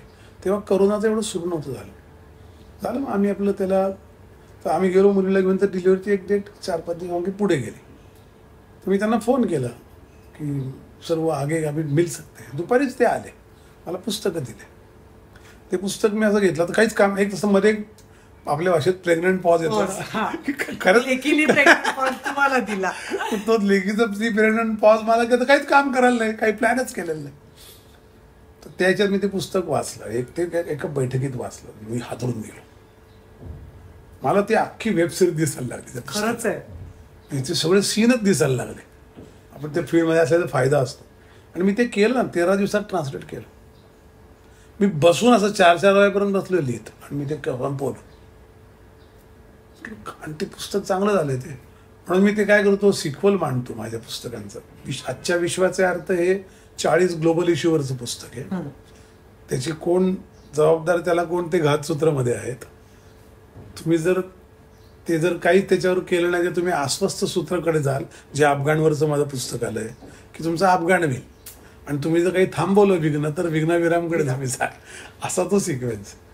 पण मग विघ्नविरामचा मराठीतला फीडबॅक काय? फारच चांगला फीडबॅक आहे. 3री आवृत्ती आज चालू आहे. खूप लोक विचारतात, खूप लोक त्याच्यावर हे कॅरेक्टर कोण आम्हाला कळलं नाही सांगतात. याचा अर्थ बाकीचे कळले आहेत. That's a good news. हो, कारण तुम्ही रिलेट करता वाचताना, आणि ते मजा येते माहिती. आणि ते कसं कादंबरी असल्यामुळे त्याला एक मनोरंजनाचा अँगल आहे की ते लोकांना गुंतवून ठेवतं. म्हणजे अनेक त्याच्यावर मला खूप आलेले कॉमेंट, खूपच ईमेल आले आहेत. म्हणजे अगदी लोकांनी सांगितलं की आम्ही एका पेजत वाचलं, आम्ही हादरून गेलो, तुम्ही असंच लिहा. अहो म्हटलं मी काही कादंबरी लेखक नाही हो, मला ते फिक्शन लिहिण्यात काही मजा वाटत नाही.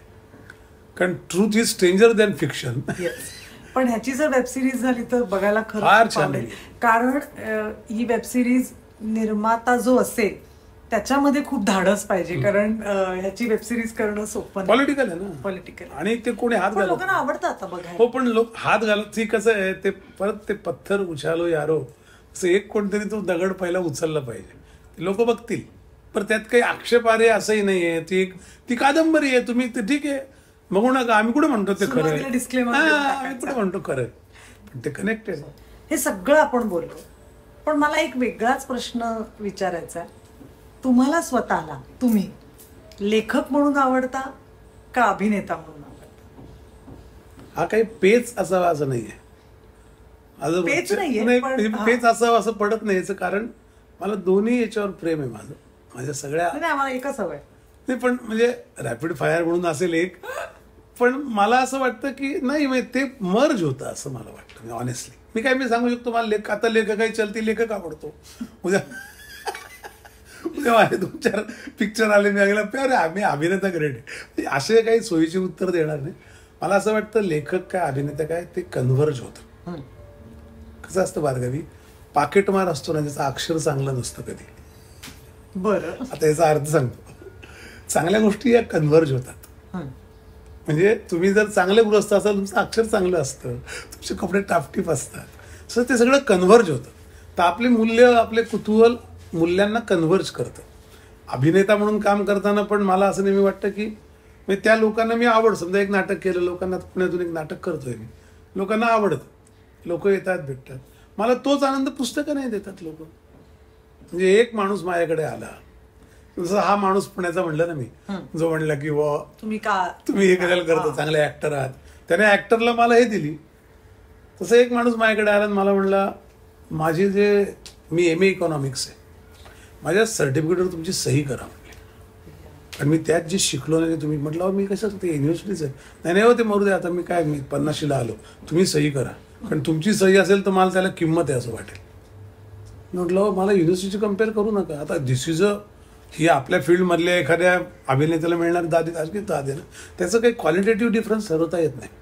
पण मला असं वाटतं की म्हणजे दोन्ही गोष्टी मला प्रेम असलंच पाहिजे आणि सगळ्यांचं असलं पाहिजे, कारण ते सगळे आपले आविष्कार आहेत आणि ते आपल्या कुतूहलात निर्माण झाले. यातलं एखादं जर माझं जॉब असताना तर मी ताबडतोब ते मला आवडत नाही म्हणून सांगितलं असतं, कारण ते मला मनाविरुद्ध करायला लागलं असतं. हे दोन्ही मी स्वीकारलेलं आहे. म्हणजे जसं मी महिन्यातनं एक 17-18 दिवस प्रवास होतात, तेव्हा कधीतरी असं वाटतं नाही का तुम्ही सगळ्यात जाऊ दे कुठे जायचं, बरं बसू आता जरा घरी. तर मी सहज असं म्हणलं की विद्याला म्हणलो किंवा कोणाला म्हणलं तर मला खरं आराम करायला पाहिजे, तर ते उत्तर येतात की तू निवडलंयस. आणि ते खरं आहे की आय चूज टू वॉक ना, I choose to travel, I choose to do, so I have nothing but a joy out of it. I should expect. हे माझ्यावर कोण लादलं कसं आहे, स्ट्रेसचं सिम्पल मी स्ट्रेस मॅनेजमेंट शिकवतो, टाईम मॅनेजमेंट अनेक गोष्टी शिकवतो, सायकोलॉजिकल हे पण शिकवतो, काउन्सिलिंग करतो. ते मला लक्षात स्ट्रेसचं बेसिक मी काय काढलं माहिती का, what is stress, the things you are doing which you don't want to do. Correct. जे करायचं नाही ते करायला लागणं म्हणजे स्ट्रेस आहे. असं यातलं एकही नाही ना, एकही नाही, शपथ सांगतो. आणि नशीब असेल माझं, काही पुण्य असेल आईवडिलांची, त्यांनी त्यांच्या काही खस्ता खाल्ल्या असतील आणि काही मला आशीर्वाद दिले असतील, ते आता इथे नाही आहेत, कुठे असतील ते असतील, त्यांची पुण्यही असेल. पण ते दोन्ही मला असं वाटतं की this I chosen, so I will enjoy. यातलं एकही असं फील्ड नाही. आता मी मोटरसायकलवर जातो हिमालयात, आवडीची गोष्ट आहे. अर्थक्रांती आमचं इन्शुरन्स आवडीची गोष्ट आहे. मॅच मॅनेजमेंट कोचिंग करतो, आवडीची गोष्ट आहे. पुस्तकं लिहितो, आवडीची गोष्ट आहे. ॲक्टिंग करतो, आवडीची गोष्ट आहे. इवन काही मी विद्यार्थ्यांशी बोलतो मुद्दामून जाऊन शाळांमध्ये, आवडीची गोष्ट आहे. तर या सगळ्या गोष्टी आता करताना आपल्याला आपण आवडतं ना, आपण करतो. हां, फिजिकल स्ट्रेंथ तर होणार ना, how much thing you can do, 24 तासाचा दिवस आहे. पण मग मध्ये मी ते TM पण शिकून घेतलं, ट्रान्सेंडेंटल मेडिटेशन, ज्याच्यामुळे तुमची 2.5 तास झोप पुरते तुम्हाला. 40 मिनिटं मेडिटेशन केलं तर 4 तास झोप मिळते शरीराला. ते महेश योगींचं फारच पॉवरफुल आहे. तेही म्हणजे असं तुम्हाला, मला असं वाटतं ना, मी तर आता याच्यावर विश्वास ठेवत चाललो आहे की तुमचा पाथ फिक्स असतो. मला वाटतं सगळ्यांचा, तुम्हाला प्रत्येक ठिकाणी चूज करायचा एक एक चान्स येतो. तुम्ही जर केला नाही तर तुमचा प्रॉब्लेम आहे. समजा मी रस्त्याने चाललोय, इकडून शुकशुक केलं, तिकडून कोणीतरी आवाज दिला, इकडे शिट्टी वाजली, तर मी ते रे आपण जात राहायचं. असं करत राहिलो, मला माझं काम संपलं, तर हे काहीच मिळत नाही अनुभवाला. आपण थांबावं ना, थोडं रमावं ना, आणि त्यातलं जे आवडेल ते चूज करावं.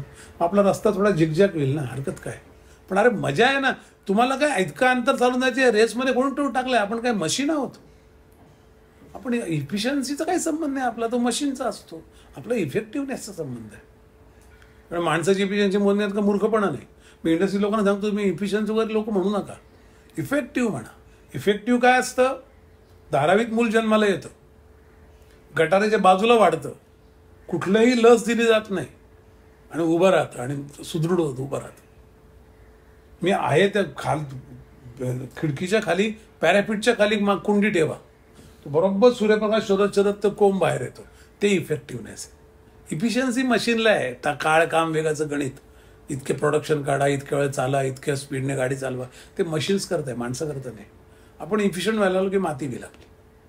पण इफेक्टिव्ह झालं, आणि इफेक्टिव्ह झालं बहुजींचं जगलं पाहिजे. हे सगळं कन्व्हर्ज होतं. पॉलोगामी असलं पाहिजे, अनेक ठिकाणी अनेक गोष्टी केल्या पाहिजे, आणि त्यातनं काही स्ट्रेस बीस होत नाही. मेडिटेशन आहे, काम करता करता स्वयंपाक करण्यासारखा आनंद नाही, त्याच्यासारखी एनर्जी येत नाही. सकाळपासून संध्याकाळपर्यंत स्वयंपाक करणं हे भयंकर त्रासदायक असेल, ती शिक्षा असेल.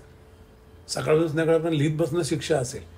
रोज जायचं 8-8 तास अभिनय करायचा, खोटा खरा, आणि घरी यायचं, हे त्या डोक्याला ताण आहे. पण रोज थोडं थोडं करायचं सगळ्या गोष्टी, किती आनंद आहे. आणि तो चॉईस आपला आहे, तो सगळ्यांना शक्य आहे, एवढंच मी सांगतो. पण तुम्ही आता मेडिटेशन बद्दल एवढं बोललात, तसं तुमचा आवडीचा अजून एक विषय आहे, तो म्हणजे ओशो. अरे, ज्याविषयी पुन्हा खूप कॉन्ट्रोवर्सीज आहेत. खूप वेगळ्या पद्धतीने काही वेळेला ओशो समाजापुढे आलेले आहेत. त्यांचे विचार खूप वेगळ्या पद्धतीने आलेले आहेत. या सगळ्यामधला आणि आपल्याला काय घ्यायचंय ह्याचा बॅलन्स नक्की तुम्ही कसा साधला? नाही, ओशोवर आपण बोलूच दीर्घ. ओशो फार मोठा विषय आणि मला ओशोंचं सांगतो, हा प्रॉफिट आहे, प्रॉफिटिक बोलणारा माणूस आहे. मूलभूत बोलणारी माणसं पाहिजे. म्हणजे समजा मी तत्वज्ञानावर बोलतो तर मी मूलभूत बोललं पाहिजे ना. थातूरमातूर काही बोलून फायदा नाही. म्हणजे पेरीफेरीवर नाचून काहीच उपयोग नाही. मी कोरमध्ये गेलं पाहिजे. टिंबरवर काय करायचं. मी ओशोंना एक प्रश्न, ओशोंबद्दल आपण करूच एकदा. ओशोंना एक प्रश्न विचारला एकदा की तुम्ही भेटलात त्यांना? नाही, भेटलो नाही. अच्छा. मी त्यांचं फॉलो केलंय. पण ओके. मी त्यांना ऐकलं खूप आहे. मी 4 वर्ष ऐकलंय. असं ऐकलंय की कोणी ऐकणार नाही. 8-8 तास रात्री ऐकलंय आणि एका पाठोपाठ एक. आणि मला ते असं ना, पाणी झिरपतं ना माठातलं, तसं ओशो झिरपलंय माझ्यात. म्हणजे रक्तात ओशो व्हायचं असं म्हटलं तरी चालेल.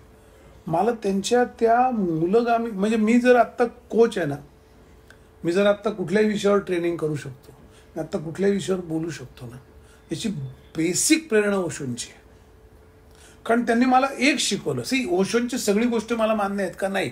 आणि मला त्याचं ते मान्यच नाही सगळ्यांचं. आपण काय पेंटचे गणपती आहे का छापाचे? एक साचा बनवला आणि सगळे बाहेर काढले. आपल्याला आपलं थॉट आहे.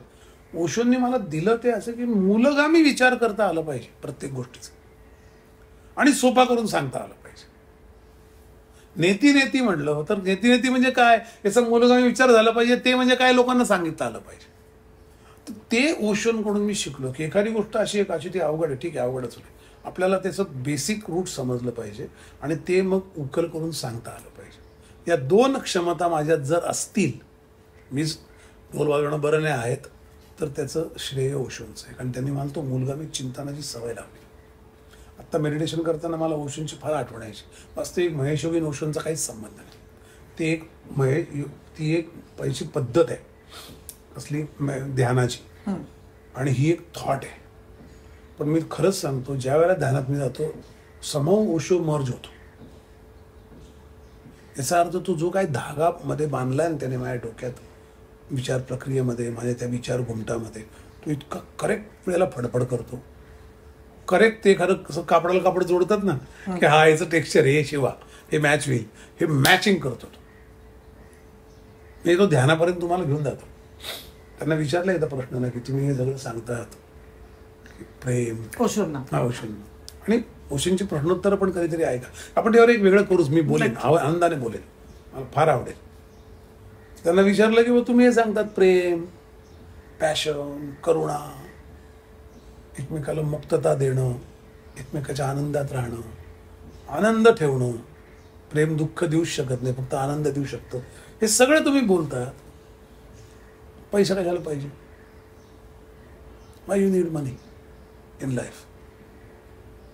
1 सेकंदाची गॅप नाही. ओशोंनी उत्तर दिलं, yes, you need money, because with money you can choose your misery. तुम्हाला तुमचं दुःख निवडायचं स्वातंत्र्य फक्त पैसा देऊ शकतो. म्हणजे काय, यू बाय आउट ना, सॉरो यू बाय आउट. याचा अर्थ सॉरो हे नॅचरल येत नाही, प्रेम नॅचरल येतं, आकर्षण नॅचरल असतं, पॅशन नॅचरल आहे, कंपॅशन नॅचरल आहे, एकमेकाबद्दल मन तुटणं नॅचरल आहे. दुःख या निमित्ताने निर्माण होतं, that you have to buy out. That doesn't come in that form. It comes different. You have to buy it out. आणि ती क्षमता पैसा देतो. म्हणजे दारू पिऊन मरायचं, ड्रगिस्ट होऊन मरायचं, स्वतःला वेदना देऊन मरायचं, हे निवडायचं स्वातंत्र्य पैसा देतो. बरोबर. कारण ते बॉट आउट थिंग्स आहेत, त्या इन्हरंट नाही. प्रॉफिटिंग माणूस आहे, काय माणूस आहे. म्हणजे मला तर असं वाटतं सगळ्या शाळांमध्ये, आणि काय आहे ते संभोगातून समाधीकडे वगैरे टीका झाली वगैरे, कॉन्टेक्स्च्युअल पाहिलं पाहिजे. समजा मी आत्ता जे बोलतोय हे आज आपण भेटलोय, आत्तापर्यंत माझा जो प्रवास झाला या कॉन्टेक्स्टमध्ये बोलतोय ना. समजा 15 वर्षानंतर हेच भाषण कोणतरी काढलं, हेच गप्पा काढल्या, नाही असे प्रश्न विचारता, तुम्ही असं बोलता, किंवा प्रश्न तर बोललेच नाही, असं काय बोलले. मी म्हटलं प्रश्न विचारला तर म्हणून बोललो ना. प्रश्न बाजूला ठेवायचा आणि फक्त मी काय बोललो हे कुठेतरी वेगळ्या संदर्भात जोडायचं. हा जो धंदा नवीन सुरू झाला आहे त्याच्यामुळे आपण त्या माणसांना खंडित करतो. म्हणजे त्यांच्या ज्या गोष्टी आहे, त्यांचं जे बेसिक थिंग, म्हणजे ते एक असा एक प्रसंग आहे की गुरु कोण आहे विचारलं त्यांना. उत्तर बघ कशी मूलगामी. मूलगामी हाच शब्द. ते म्हणले तुम्ही एका खोलीत बसलेले आहात, वाचताय काहीतरी.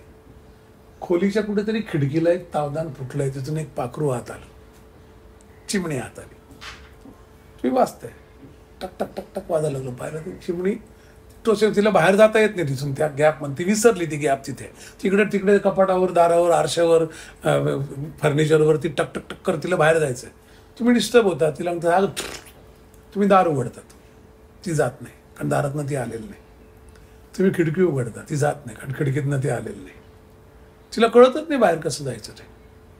तुम्हालाही कळत नाही तर काय करायचं याचं. तुम्ही पेपर घेतात, तिला रस्ता दाखवतात, जा. तुम्ही तिला तावदात नाही त्यांना पाहिलेलं नाही त्या तुटलेल्या.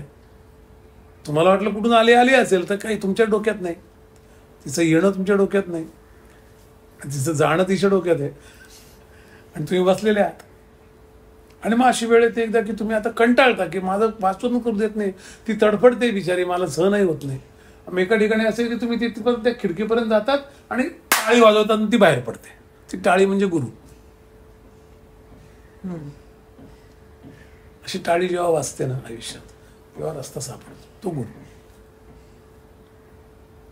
त्याचे लॉकेट करून घालायची गरज नाही, त्याच्या मूर्त्या ठेवायची गरज नाही. टाळी वाजवण्याची गुरुची क्षमता आहे. ती टाळी म्हणजे गुरु आहे. आणि तिथे तुमचा मोक्ष फिक्स आहे, ठरलेला आहे. मग कशातून तरी बंदिस्त यातनं बाहेर पडणं. मोक्ष म्हणजे मी आणखीन साल्वेशन नाही म्हणत, साल्वेशन हा चुकीचा शब्द आहे मोक्षाला, पण जाऊ दे, इंग्रजीवर नंतर बोल. ती त्यातनं तुम्ही बाहेर पडणं म्हणजे आत्ता एक ट्रॅपमध्ये मी आहे. आता हे तुझ्या आयुष्यातले प्रसंग आठवत ट्रॅपचे, तेव्हा जी टाळी वाजली असेल, जिने तुला मोकळं केलं, तो गुरु आहे. तो क्षण, ती व्यक्ती, ती थॉट, सगळे गुरु आहेत. नाही का? सहज असलं पाहिजे ना. एकच गुरु करून, एकच गुरु असणं मानवी, आणि त्याचा आपण त्याला फॉलो करणं, हे केव्हापर्यंत चालेल? जोपर्यंत मी तेवढा प्रगल्भ होत नाही. बरोबर. कधीतरी कपडा आखूड होतोच ना, कधीतरी आकसतं ना पायजमा शर्ट, कधीतरी ते आटतं ना. मग तेव्हा काय करायचं? एवढं नाही ठेवत आपण. आपण त्या आटण्याच्या अवस्थेला जेव्हा जाईल कपडा, किंवा तेवढी वर्ष घालू, तेव्हा लक्षात येईल की आता आपल्याला थोडं वाढवलं पाहिजे. तोपर्यंत त्याला फॉलो करण्यात काही चूक नाही. मी काही हे चुकन ते बरोबर असं बोलतच नाही. म्हणतो तो क्षण गुरु. टाळी वाजली पाहिजे.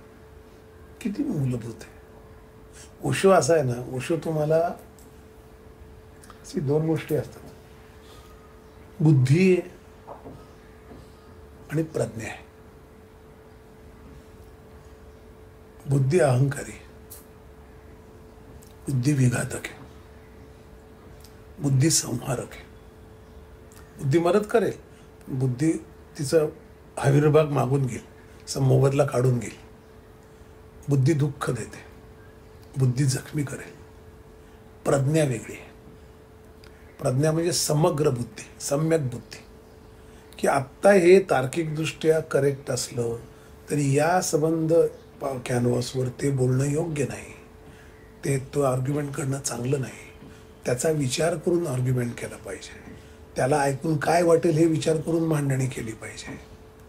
त्याच्या मनाला यातना देणारा असेल आणि ते सत्य आहे म्हणून मी यातना द्याव्या हा अधिकार मला कोणी दिलेला नाही, असा सम्यक विचार करायला शिकवणारी प्रज्ञा आहे. म्हणजे बुद्धीकडून प्रज्ञेकडे गेलं पाहिजे, दयेकडून करुणेकडे गेलं पाहिजे. दया आहे, एखादा गरीब आहे, एखाद्याची परिस्थिती वाईट आहे, आपल्या इंडस्ट्रीत एखाद्याला काम मिळत नाही, एखादा आजारी आहे, त्याच्याबद्दल दया वाटणं आणि त्याच्याबद्दल करुणा वाटणं यात फरक आहे. करुणा ही कृतीप्रवीण आहे, मी त्याला काम मिळेल अशी व्यवस्था उभी करतो. दया ही फक्त वाईट वाटण्यासारखं आहे. त्याच्यात त्या वाडग्यात 4 पैसे टाकणं म्हणजे कृती नाही, ते दयेच्या ओझ्यातनं मुक्त होणं आहे. करुणा त्याला उभं करेल, त्याचे रूट कॉज शोधेल, काय झालं, याला कसं कुठे न्यायचं, त्याच्याकरता मी काय करायचं. त्यामुळे करुणा ही कृतीप्रधान आहे, कृतीप्रवीण आहे. प्रज्ञा पण कृतीप्रधान आहे, सम्यक आहे. आणि तसं चारित्र्य असतं. चारित्र्याचा फार बोलबाला असतो. चारित्र्य हे काही कामाचं नाही. मी फार डिफरंट विधान करतोय. नुसतं चारित्र्य असणं म्हणजे काय? समाजात चारित्र्यवान लोक आहेत, पण शेजारी चोराला तरी घरातनं उठून दार उडून बाहेर येत नसेल तर उपयोग काय? चारित्र्यवान आहे पण एखाद्या स्त्रीवर अत्याचार होताना काही बोलत नाहीत, मध्ये पडत नाही. आपण काय करायचं, कशाला भानगडीत पडा, असे विषय डोक्यात येतात. त्याला चारित्र्याचा काही उपयोग नाही. चारित्र्यवान माणसं निरुपयोगी असली तर काहीच उपयोग नाही. शील पाहिजे. शील चारित्र्य अधिक रक्षण असं आहे. तुम्ही शीलवंत असलं पाहिजे, तुम्ही प्रज्ञावंत असलं पाहिजे, तुम्ही करुणावंत असलं पाहिजे. हे जे प्रवास आहेत ना, हे फार भारी आहेत. आणि हे प्रवास रोज मागे पुढे होतात. एकदा प्रज्ञा मिळाली तर प्रज्ञेकडे राहिला असं नाही, तुम्ही परत याल. कारण हे इतकं लालसी आणि सगळं भावनेच्या ह्याच्याने ओझलेलं आहे ते. त्यामुळे तिथे जायचं असेल तर ओशोसारखा टॉर्च पाहिजे तिथे ठेवण्याकरता, प्रज्ञेकरता ठेवला पाहिजे, करुणेवर ठेवला पाहिजे आपल्याला. आणि त्या जगण्यात गंमत आहे. चारित्र्य नाही, शिलावर ठेवलं पाहिजे. तिथे असा टॉर्च पाहिजे की जो मला सांगे नाही हे तुझ्यापुरतं झालं. ओशो जेव्हा म्हणतात ना की तुम्ही एखाद्यावर प्रेम करतात तेव्हा त्याला दुःख होऊ नये ही तुमची जबाबदारी असते. याचा अर्थ कळतो का लोकांना? म्हणजे माझ्या प्रेमाच्या माणसाला मीच दुःख देतो, मग प्रेम नाही तुमचं. मग प्रेम कन्सेप्टवर आपण विचार करायला लागतो. मग ती संकल्पना काय? म्हणजे आई मुलाचं कम्युनिकेशन ते सांगतात ना कसं असतं. आईने त्याला घेतलं जवळ तरी तो रडायचं थांबतो ना. जेव्हा त्याला दिसत पण नाहीये, रंग दिसत नाहीये, याचा अर्थ तो जो स्पर्श आहे it stands far ahead than the non knowledge points, non knowledge sources. त्या स्पर्शाच्या लेवलला जाऊन जगतो का आपण पुढच्या आयुष्यात? नाही जगत. आपण फक्त या तोंडाच्या लेवलला जगतो, डोळ्याच्या लेवलला जगतो, कानाच्या लेवलला जगतो. आपण ते जे आतले जे त्या इंद्रियांचे जे आतल्या भाग आहेत, स्पर्श आहे, चव आहे, त्याचे जे परिणाम आहेत त्याच्या लेवलला जाऊन जगत नाही. तर हे जे सगळं येतं ना डोक्यात, हे सगळंच काही मग मी बोललो सगळं ओशोंचं कॉपी पेस्ट करतो असं नाही मला म्हणायचं. पण तुम्हाला विचार करायला भाग पाडणं याला मी म्हणतो की माणूस तो आहे. अंतर्मुख व्हायला कोणी भाग पाडत असेल ना तर गंमत आहे. साध्या आपल्या शूटमध्ये सेल्फ लुकला एक महत्व असतं ना. Correct. It creates lot of possibilities in people mind. अंतर्मुख होणं म्हणजे अनेक शक्यता निर्माण करणं. परत ते सर्जनशील आहे, ते क्रिएटिव्ह आहे. म्हणून ओशो हा 6.5-7 तास बोलायचा विषय आहे. आणि असा विषय आहे की साला मला बोलता बोलता मी घाबरून सुद्धा जाईल, मी आनंदाने टाळ्याही वाजवेल. याचं कारण असं आहे. आणि यात काही म्हणजे काही दाखवपणा काही नाही. मला काही ओशोला मी आवडतो म्हणून मला काही काही पद्मभूषण देणार नाही, मला त्याचं काही त्याचं रिटर्न नाही. पण मला असं वाटतं की मूलगामी विचार करणारी माणसं कमी असतात. महर्षी रमण महर्षी आहेत तसे ओशोंसारखेच. काय म्हणतात रमण महर्षी? त्यांना एक प्रश्न विचारला. रमण महर्षीचा आश्रम आहे, तिकडे तरी जाऊन बसा दिवसभर, आपोआपच जिरपतं. त्यांना विचारलं how to deal with others. उत्तर काय? There are no others. What a fundamental way of dealing with others. Keep in mind there are no others, that's enough. ही प्रॉफिटिंग माणसं. हे नशीब आहे आपलं. आपण ते वाचले, त्यांचं आपल्याला उपलब्ध आहे साहित्य. मी तर नेहमी सांगतो कलाकारांनी रोज ना थोडा झोपताना एक 15-20 मिनिटं ओशो ऐकावा, खूप बदलून जाईल. संभोगाचं समाधीकडे जर चर्चा ते आपण बोलू तेव्हा डिटेलमध्ये बोलेल मी. ते का तयार झालं, त्यांची इस्टेट अमेरिकेतली काय आहे, त्याच्यावर बसलेले नागोबा कोण आहेत त्या पेटीवर, त्यांनी काय धंदे केले, हे सगळं सांगेल. आपण हे तुम्हाला ऐकायचं असेल तर प्लीज आम्हाला कमेंट बॉक्समध्ये सांगा, कारण आम्हाला तर नक्की ऐकायचं आहे. कारण अनेक सिरीजमधनं, अनेक डॉक्युमेंटरीजमधनं आपण एक वेगळी बाजू पाहिली, पण दीपक सरांना ऐकताना असं वाटतं की एक वेगळी बाजू पण आपल्याला ऐकायची. प्लीज कमेंट बॉक्समध्ये नक्की लिहा. आणि दीपक सर, तुम्ही इथे आलात, तुम्ही तुमचा वेळ दिलात. शेवट जाताना एक वेगळीच गोष्ट सांगते की मी पण माझं काय म्हणतात त्याला BA सर्टिफिकेट आणते, कारण मी पण BA इकॉनॉमिक्स आहे. आणि आज खूप गोष्टी मला कळल्यात. स्नेहलता देशमुख त्यावेळेला मुंबईच्या व्हाईस चान्सलर होत्या आणि मला माझी BA इकॉनॉमिक्सची वेगळीच गोष्ट आहे, ती मी पुढच्या वेळेला सांगेन तुम्हाला. पण जसं तो माणूस घेऊन आला सर्टिफिकेट, मी पुढच्या वेळेला घेऊन येते. प्लीज मला सही करून द्या. आजही खूप गोष्टी मला कळल्या आहेत, पण अशाच गोष्टी आपल्या अनेक प्रेक्षकांना कळल्या असतील. आणि असे प्रेशर ग्रुप आपण तयार करून आपण एक चांगली इकॉनॉमी करण्याचा प्रयत्न करू. आणि तो मार्ग तुम्ही आम्हाला दाखवल्याबद्दल थँक्यू सो मच. मला खूप बरं वाटलं. तुम्ही हे करता, याचं अप्रूप आहे. कौतुक करण्या इतका मी मोठा नाही, अप्रूप आणि आदर आहे. आणि आपण हे चालू ठेवू. आपण सगळे सहप्रवासी आहोत. एक छोटीशी गोष्ट सांगते. काही दिवसांपूर्वी एक यूट्यूब आणि इंस्टाग्रामवर खूप काम करणारी मृणाल दिवेकर नावाची मुलगी आहे. 23 वर्षाची मुलगी आहे. खूप आश्चर्य वाटलं, कारण आपल्याकडे एक समज हा आपला पुन्हा अदर्सचा जो आपण विचार करतो की ही काय बोलत, ती या खुर्चीत बसली होती.